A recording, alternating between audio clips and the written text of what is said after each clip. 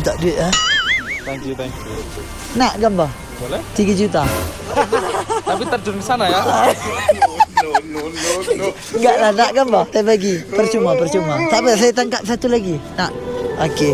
6 juta. Cantik. Okay, kita dah enjoy view dia. Memang saya boleh bagi jauh. Epic view. Kau boleh datang ke sini. Nak beli apa untuk Kak Lisa? Aku rasa bunga biru ni. Tapi aku pula tak suka nak pegang dia lama-lama. Bang, apa kata kita pergi toilet Aku boleh belanja kau. Kau belanja. Tak, aku boleh belanja kau satu. Tapi kau kena jaga bunga aku sampai ke Malaysia. Tu je aku minta. Sebab aku tahu kalau aku yang jaga, dia takkan rupa ni.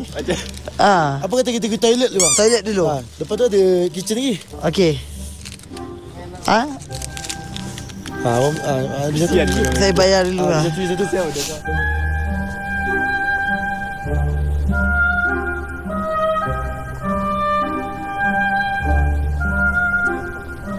So, kita nak singgah sekejap makan Indomie dengan minum kopi kat tepi ni. Ini baik.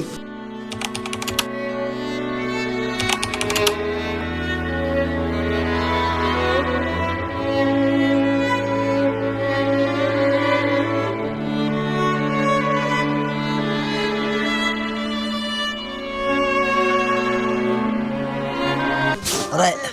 So sekarang kita akan pergi ke Pasir Berbisik. Alright. Jom masuk. Walau